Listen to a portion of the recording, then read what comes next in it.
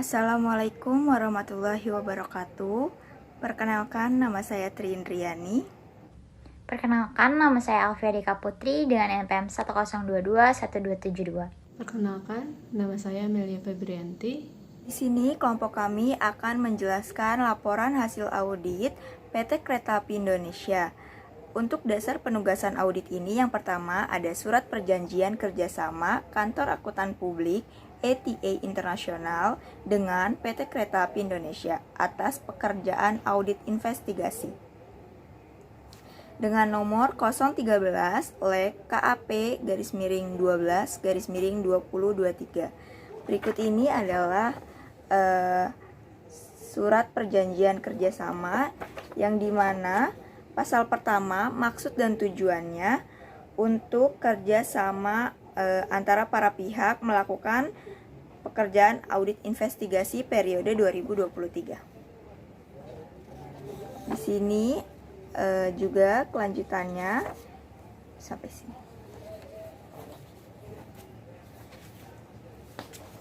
Untuk dasar penugasan audit yang kedua, yaitu ada surat perintah tugas dari Bareskrim dengan nomor B-2051 Reskrim Pol 12 2023. Berikut adalah surat penugasan dari Bareskrim Polri.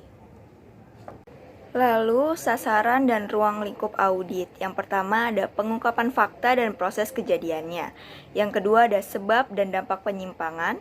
Yang ketiga ada penentuan pihak-pihak yang diduga terlibat. Dan yang keempat ada bertanggung jawab atas penyimpangan yang terjadi.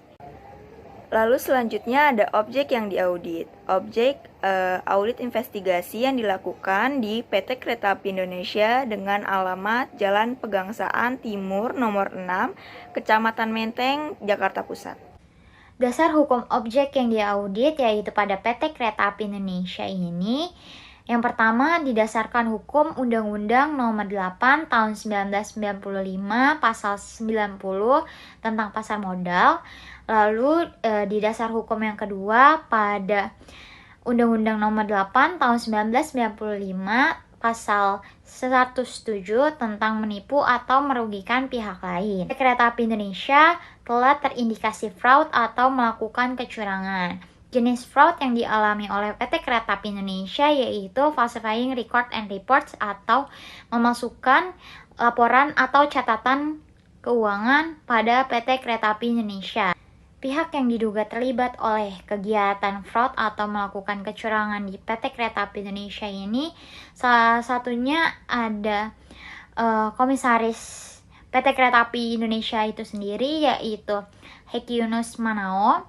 Lalu yang kedua ada kantor akuntan publik yang membantu melakukan pemalsuan laporan catatan keuangan yaitu kantor akuntan publik S. Manan.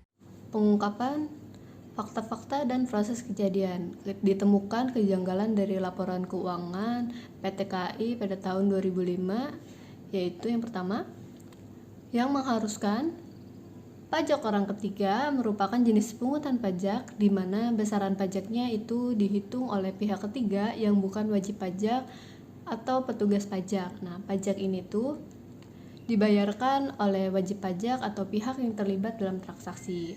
Namun secara realisasinya pajak pihak ketiga sudah 3 tahun tidak pernah ditagih, tetapi masuk ke dalam laporan dan dianggap sebagai pendapatan PT KAI selama tahun 2005. Lalu yang kedua itu ada pajak pertambahan nilai atau PPN yang dikenakan atas penjualan barang dan jasa, dan besaran pajaknya dihitung sebagai persentase dari harga jual atau jasa tersebut.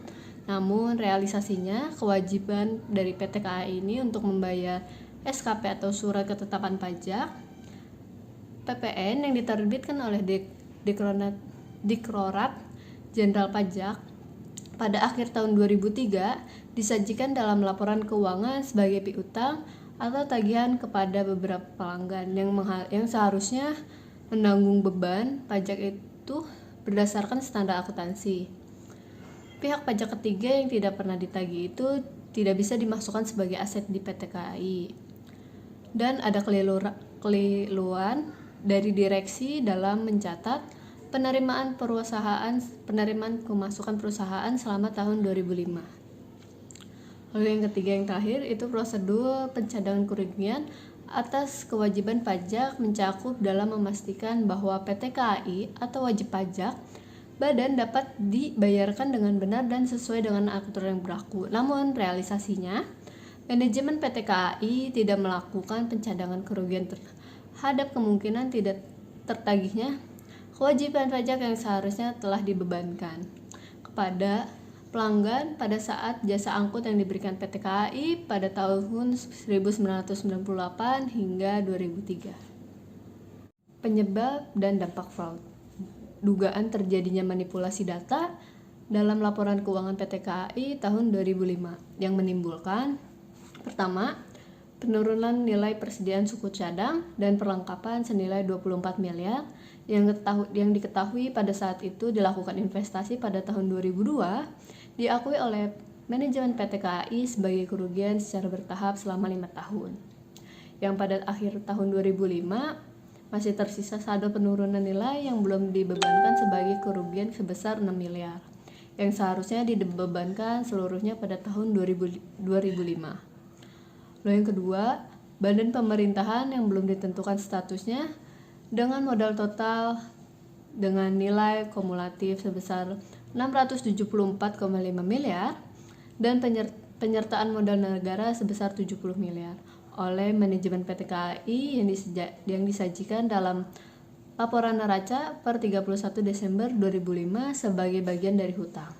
Akan tetapi menurut Hekinews membantah bahwa bantuan pemerintahan dan penyertaan modal diberikan harus disajikan sebagai bagian dari modal perseroan.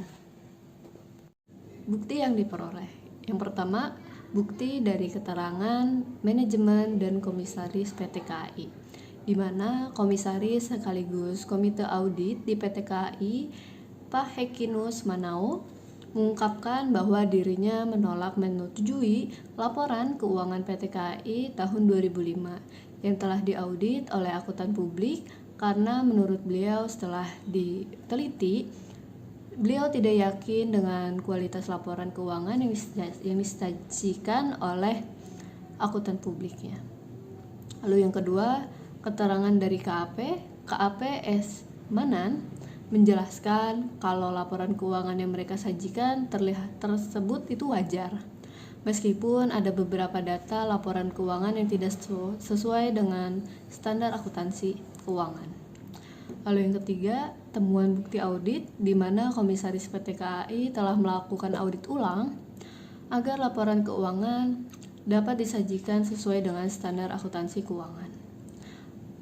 Lalu yang keempat, keterangan dari pihak lain di mana Menteri Keuangan membekukan izin kantor KAP S. Manan dan diberikan sanksi terkait pelanggaran atas pemberian jasa atensi termasuk audit umum, review,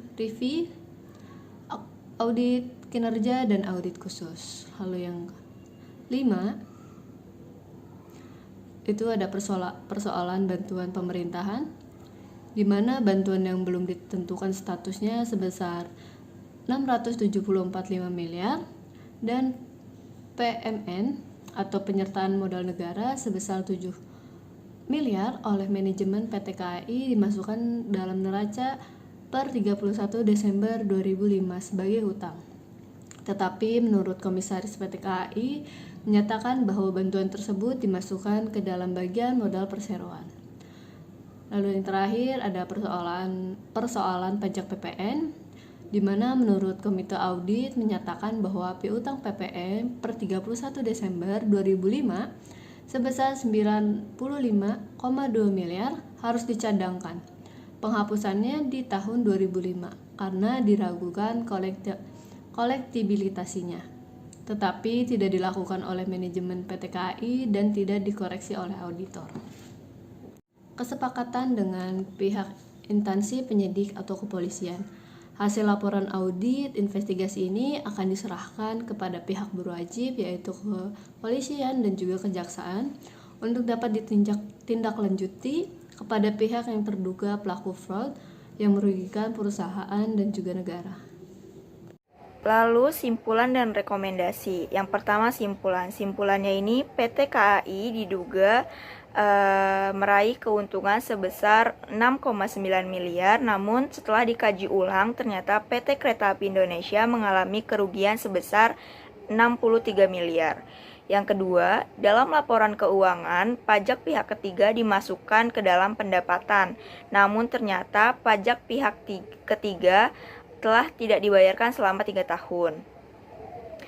Yang ketiga, lalu Direksi PT Kereta Api Indonesia keliru dalam melakukan pencatatan laporan keuangan. Kewajiban membayar PPN sebesar 95,2 miliar dimasukkan sebagai piutang, padahal pajak pihak ketiga yang tidak pernah ditagihkan tidak bisa dimasukkan sebagai aset. Lalu yang keempat ada bantuan dari pemerintah sebesar 674,5 miliar dan modal negara sebesar 70 miliar disajikan dalam neraca sebagai hutang. Yang selanjutnya ada PT Kereta Api Indonesia tidak melakukan pencadangan kerugian piutang. Lalu PT Kereta Api Indonesia melakukan pelanggaran etika bisnis dan juga pelanggaran etika profesi perbankan karena sudah memanipulasi dan melakukan penyimpangan pada laporan keuangan. Yang terakhir, PT KAI melakukan penipuan yang merugikan banyak pihak seperti investor. Ada rekomendasi. Yang pertama, tingkatkan kontrol internal dan mekanisme audit internal untuk mencegah kesalahan dalam pelaporan keuangan. Yang kedua, ada perbaiki proses pencatatan pendapatan dan pastikan bahwa seluruh informasi pajak tercermin dengan benar dalam laporan keuangan. Yang ketiga ada koreksi pengajuan bantuan pemerintah dan modal negara sesuai dengan ketentuan regulasi dan aturan akuntansi yang berlaku.